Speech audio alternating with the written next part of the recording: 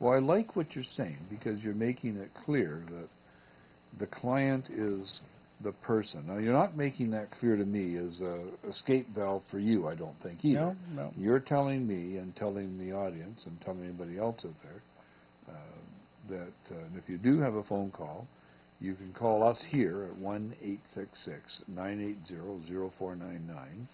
And if you want to get hold of Dan, if you're watching this in archives, he has an 866 number too, which is 1-866-541 9952. 9952.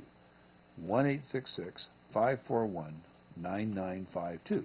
If you want to get hold of them and talk with a question like this. And we're not talking cross-border stuff right now. We're just talking about... We're just talking general investment policy and issues and so forth. And this is applicable, you know, for investors worldwide. Okay. Now, so if somebody in Vancouver or White Rock or Prince George or somebody wanted to deal with you, right, you could deal with them because that's what you set yourself up to do in the first place. Right. A BC licensed. Right. Canadian license. Canadian license. Yeah, right. But you're not licensed, for instance, in Saskatchewan, are you? Though, as we've talked about in earlier shows, we license by province. By our licensing category is provincial versus federal. Right. So we license in provinces where we're doing business, and if we have a business case to say do business in Saskatchewan, and somebody approaches us to do business in Saskatchewan, we could do it. We would license there, but it's business-driven decision. Okay. Yeah. You actually operate in more states than you do provinces. Actually, we do. Actually, if you can put it that way, we do operate in a lot of more states. Mind you, the rules are slightly different down there in terms of federal registration. Because we're federally regulated in the United States. That's right. So if somebody from Sausalito, California phoned you, they could deal with you. Yeah. But if somebody from Sacramento, California, yeah. How about Scranton, Pennsylvania? Yeah. Sarasota, Florida. That's fine. I don't know. We'll entertain calls from Boston, Massachusetts. Certainly.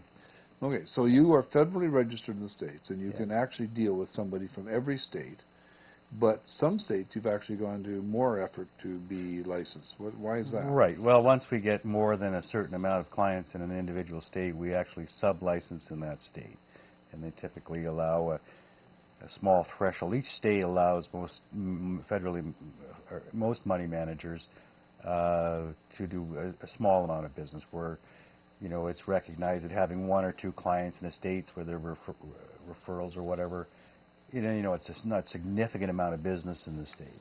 But once you get a significant amount of business in a state, then they ask you to register directly. Well, if you're registered in California, theoretically, you could go, as you've done, and I know you've done, go down to San Diego or Palm Springs, speak to Canadian clubs, and solicit business there. Is that correct? Well, we go down and basically we have a variety of clients across the states, and I do make trips down there and visit them and give the reports. We don't actively, of course, we're always careful about doing business in the United States, and but we'll go and service clients and meet new clients and so forth.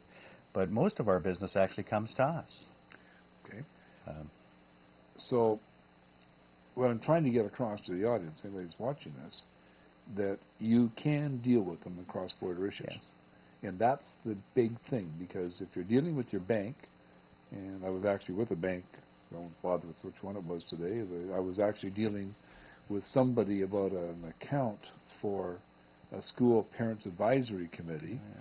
And when I got his business card, it turned out he was also a mutual fund. He's an account manager. Turned the card over. He's a mutual fund man. Right. And I said, "Oh, you've got a mutual fund license too." And, and I mentioned that Mac McKenzie and I and a couple of other people I knew had actually taught the Royal Bank mutual fund course to them back, I think it was '87, if I remember right, when they suddenly said bankers had to be licensed. And he then said he was a compliance officer as well. So if he's looking after the account, he's a compliance officer for the branch for all the other mutual fund people as well. But he still can't, if he's got your account and you move to California, he can't buy and sell in your account anymore. Right. Because the Royal Bank hasn't set themselves up to do that. Right. And he in particular hasn't set himself up to do that. That's right. So a person who does that, who has their account and leaves it here and is now down south or something, is at a disadvantage if there's something that where he should sell or he should move or he should do something. Well, sure. Because he can't do it. Sure. It's a problem. You know, and a lot of times, I mean, you know, one of the things maybe that's worth talking about a little bit more, we did a bit last week, is the issue of mutual funds when you're abroad. Well, that's what I was just talking about. Right. I mean, as opposed to individual securities. I see it both ways, and I've certainly a lot of American accounts we see have a lot of mutual fund investments, whether they're index funds or whether they're fidelity funds, but as is here, as opposed to individual securities. You know, you have, it seems to me when we run across new accounts, I mean, there will be large accounts primarily composed of mutual funds. Not often here you'll see that. In many cases where you'll see larger accounts will have, you know, a portfolio, either they'll have a professional money manager or they'll have individual securities, often for tax reasons, because you can customize individual securities, gain, loss, income flows, and so forth.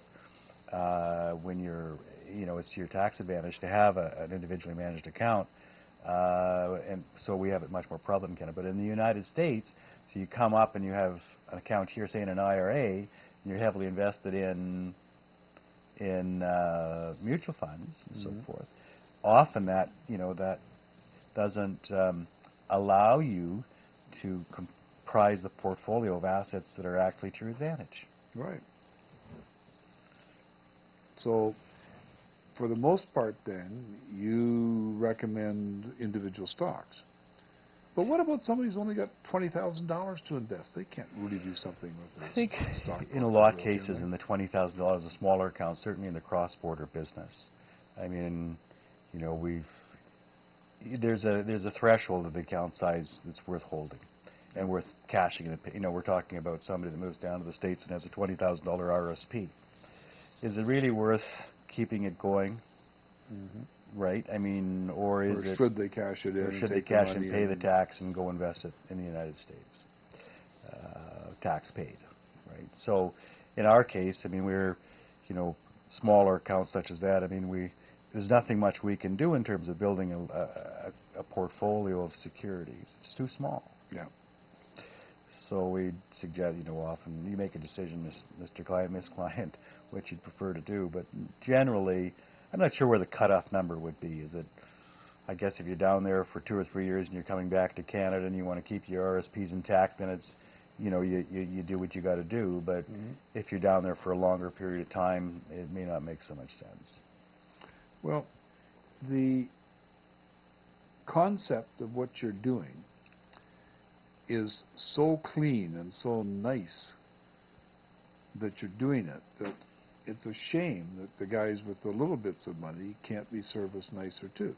Is there any reason why you couldn't set up something where you handled smaller accounts Well, and I charged mean, the normal $200 a year extra as a paper trail or something? The way to do that is I mean, obviously through a private pool. It's like a mutual fund. So rather than buying individual stocks, and we have entertained the thought of having our own private pools, which are basically similar to mutual funds as opposed to being for public dissemination. They're basically, you know, just a way for us to manage assets cheaply. So you could buy a unit in the pool and you'd have the same securities we buy. So we have something to consider and something to think about.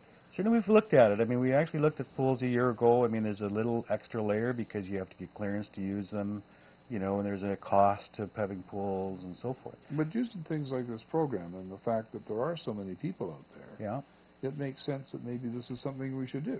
How much time have we got, Richard? Are we just about over? And Paul Swingle is not here. Did you want to take a break at half? Sorry? Did you want to take a break at the half? Because we're just past it. Just past it now? Yeah. Okay, let's take a break for a couple minutes.